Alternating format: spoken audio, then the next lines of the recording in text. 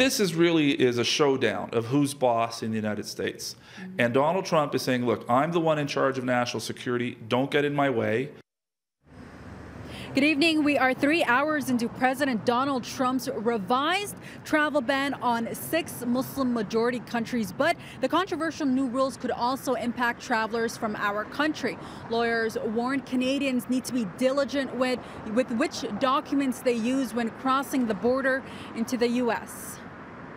A ban like this really hurts the family structure, especially when the State Department or the government or the Trump administration is now trying to define exactly what a family is. And, I don't really think that the government is really in a position or should be in a position to do so. Travelers from Iran, Syria, Libya, Sudan, Yemen, and Somalia are banned from entering the United States unless they have a bona fide connection to the U.S.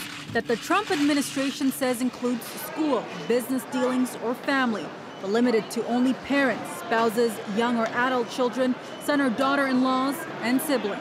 The creation of the terminology of the bona fide relationship has really only spread more across the board to provide uncertainty for people who are the most vulnerable across the world. This immigration lawyer says while Canadian citizens and permanent residents should be able to cross the border, he is advising travelers to remain diligent about what documents they use when trying to enter the U.S. If you're carrying any one of those 6 passports, think about it very, very carefully.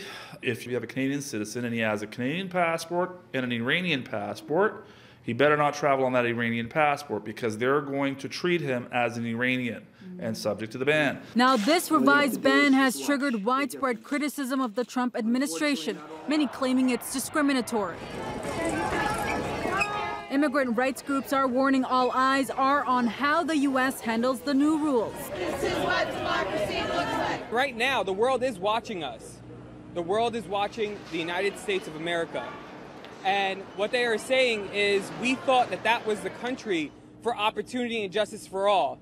But it does not seem that way. Where are you coming from? You can't cross your international border. Earlier this year, after the first travel ban was introduced, our Avery Haynes traveled to Plattsburgh, New York, one of the areas along the Canadian border that saw an increase of asylum seekers braving the cold and snow to cross over into Canada.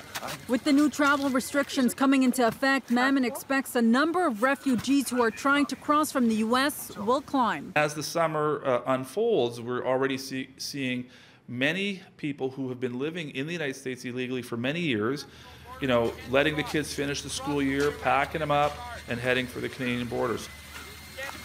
And this current travel ban does not apply to current visa holders, dual citizens, anyone granted asylum, or refugees who've already gotten permission to enter the U.S. And earlier this evening, Hawaii's Attorney General filed a court challenge against the new travel ban over what constitutes a close family.